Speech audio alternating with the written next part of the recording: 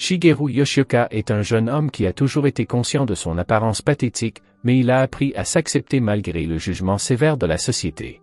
Il trouve une véritable satisfaction dans son travail de vendeur, où il reste fidèle à ses principes même lorsqu'il doit faire face à la pression de ses supérieurs. Cependant, son monde s'écroule lorsqu'une femme au hasard dans le train l'accuse injustement de harcèlement, le faisant trébucher et révélant les jeux douteux qu'il avait achetés pour sa collection personnelle. Les autres passagers se font rapidement une opinion en se basant sur son apparence et le contenu embarrassant de ses sacs, décidant qu'il doit être coupable. Shigeru se rend compte que le monde n'est pas juste envers les personnes qui ont son apparence, alors il décide de ne pas mener un combat qu'il s'est perdu d'avance. Il plaide coupable pour éviter d'autres humiliations et le juge le condamne à payer 300 000 yens pour violation des lois sur le trouble à l'ordre public. Malheureusement, son entreprise utilise cet incident comme prétexte pour le licencier.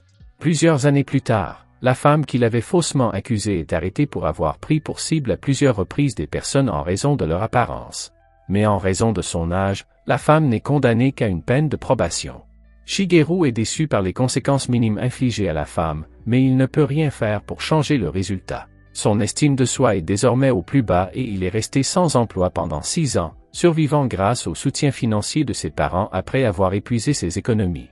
Il passe la plupart de son temps isolé dans sa chambre, jusqu'au jour où il tombe sur des informations concernant de mystérieuses disparitions dans toute la ville. L'auteur présente diverses théories sur le phénomène et Shigeru remarque un autre message d'un membre du forum qui avertit les autres d'utiliser les points bonus avec prudence, sinon ils risquent de ne pas pouvoir retourner dans leur monde. Au début, il pense que le message est une blague, mais comme il n'a rien de particulier à faire, il décide de suivre les instructions pour se téléporter dans un autre monde. Il ne s'attend pas à ce qu'il se passe quoi que ce soit, mais la perspective de fuir sa réalité actuelle l'attire. Soudain, l'écran de son ordinateur affiche une notification lui demandant s'il est prêt à continuer, accompagné d'un avertissement indiquant que pour revenir, il devra sacrifier la moitié de sa vie. Shigeru se demande si son ordinateur a été infecté par un virus, mais sa curiosité l'emporte et il clique pour continuer. Un formulaire de création de personnage s'ouvre soudainement, dans lequel il peut sélectionner son apparence, tandis que d'autres options telles que l'âge sont déjà prédéterminées. Il remarque qu'il peut modifier son apparence et choisit -255, pensant que cela n'a pas beaucoup d'importance. Shigeru se rend vite compte que réduire les caractéristiques du personnage telles que le revenu et le charme lui garantira des points bonus supplémentaires. Il baisse donc la plupart de ses statistiques, avec l'intention d'utiliser ces points pour quelque chose d'important plus tard. Lorsqu'il accumule plusieurs milliards de points bonus, il ne remarque pas le compte à rebours qui défile en bas de l'écran et le formulaire disparaît, l'envoyant dans l'autre monde sans lui donner la possibilité d'attribuer les points à ses compétences de combat ou à la magie. Le lendemain matin, Shigeru se réveille et est choqué de voir un corps gras d'adolescent de 16 ans à la place de son apparence d'homme d'âge mûr. Il est immédiatement accueilli par d'autres adolescents. Comme les filles ne portent pas de vêtements appropriés, un garçon nommé Seiji offre sa chemise à la blonde nommée Rizu. Lorsque Shigeru tente d'offrir sa chemise à une autre fille nommée Seka, celle-ci la refuse, lui faisant comprendre que sa chance avec les femmes ne s'améliorera pas, même dans ce monde.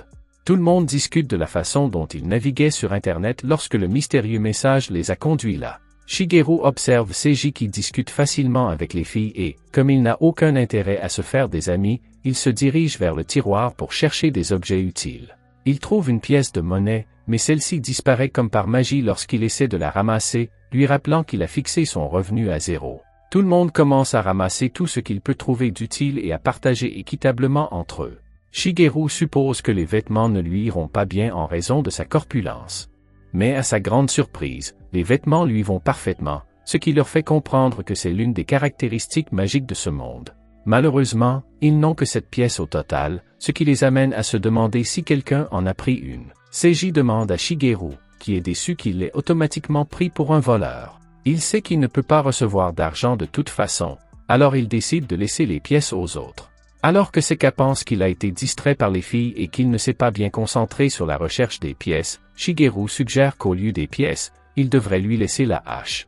Ils jouent tous à pierre, papier, ciseaux pour décider de la répartition des armes et comme il n'a pas réussi à gagner, Shigeru se retrouve avec la massue. Seiji lui serre chaleureusement la main en signe d'amitié et, tandis que les filles acceptent joyeusement son geste, Shigeru refuse de commettre les mêmes erreurs que dans sa vie précédente. Il décide donc de continuer seul dans ce nouveau monde. Seka se moque de sa décision, mais il se souvient pourquoi il a sacrifié ses points d'apparence pour obtenir des points bonus. Seiji trouve une carte et décide de se rendre dans la ville voisine d'Iria avec les filles. Il invite Shigeru à se joindre à eux. Bien qu'il accepte leur invitation, il a secrètement l'intention de les abandonner à mi-chemin et de poursuivre son chemin. Alors qu'ils ouvrent la porte, ils sont choqués de voir un petit gobelin qui les attend dehors. Seiji l'élimine avec sa hache, impressionnant Shigeru par ses réflexes très rapides. Cependant, il remarque que d'autres gobelins s'approchent d'eux.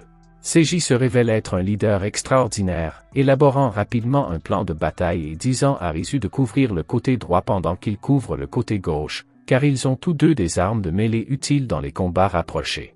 Il demande à Shigeru de protéger Seka pendant qu'elle tire des flèches.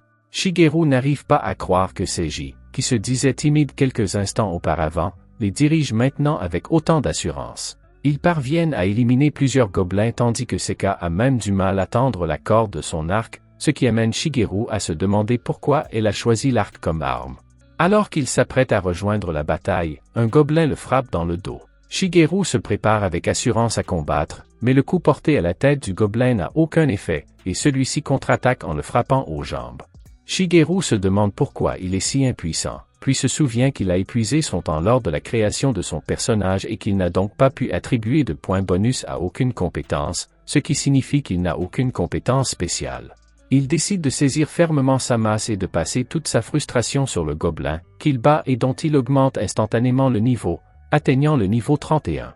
Il est surpris de la rapidité avec laquelle il a gagné des niveaux, mais remarque ensuite qu'il a un multiplicateur d'expérience, ce qui lui rappelle son bonus spécial. Seiji et les filles gagnent également des niveaux grâce à la bataille et décident d'améliorer leurs statistiques de vitalité et de force, mais Shigeru ne voit aucune option de ce type à l'écran. Il décide d'ajouter 1 trillion de points à chacune de ses compétences juste pour voir ce qui se passe. Soudain, il commence à briller d'une énergie divine et monte de niveau de manière si spectaculaire que le système le déclare Dieu absolu. Il se rend compte qu'un gobelin le frappe toujours, mais comme il dispose désormais d'une énorme quantité de PV et d'une grande tolérance à la douleur, cela ne lui semble qu'une légère touche. Shigeru décide de tester sa nouvelle force et donne un petit coup sur la tête du gobelin, qui est projeté en l'air comme un missile. Shigeru remarque que tandis que Seiji et Rizu éliminent les gobelins, Seka a toujours du mal à préparer son arc. Elle se met à pleurer, alors il décide de l'aider sans révéler ses véritables capacités. Il fait semblant d'être en très mauvaise posture, rampant vers elle tout en prétendant souffrir d'un syndrome et que l'arc lui parle directement et lui demande de le attacher correctement. Seka le lui passe rapidement, car il est pratiquement inutile entre ses mains. Grâce à son agilité, il l'aide facilement à attacher la corde de l'arc. Impressionnée, elle se demande s'il faisait partie du club de tir à l'arc dans sa vie antérieure et lui offre la possibilité de tirer en premier. Shigeru hésite cependant avant de saisir la flèche, essayant de ne pas la toucher car cela réduirait ses PV de 10%. Il choisit la compétence « Coup fatal » pour améliorer sa visée.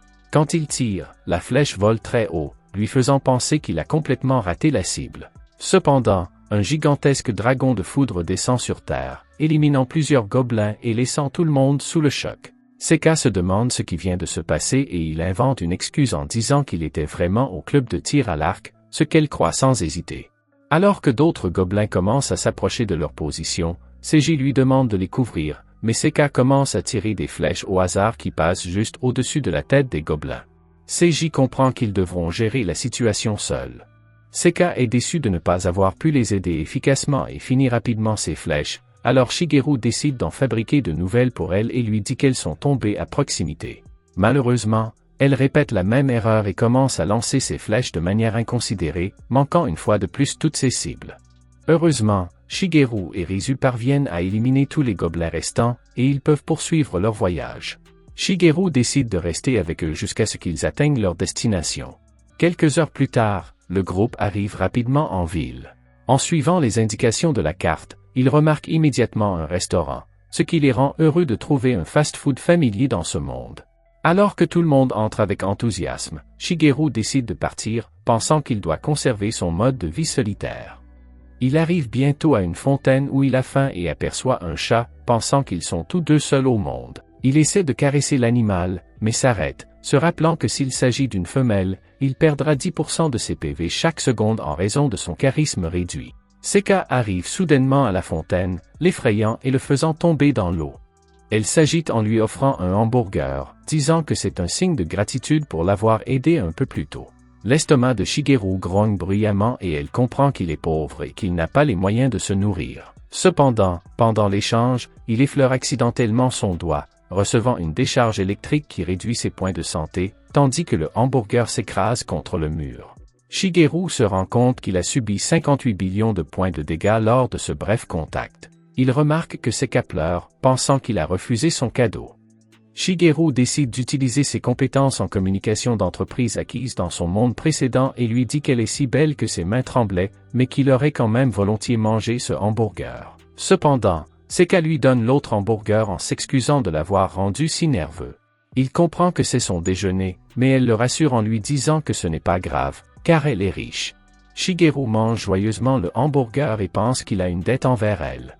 Ainsi, tant qu'il ne pourra pas la rembourser correctement, il restera avec le groupe et mettra en veille son projet de se mettre à son compte. Voici le premier épisode de ce nouvel anime. Si vous souhaitez voir la suite, laissez un j'aime et abonnez-vous à la chaîne pour ne pas manquer la prochaine vidéo.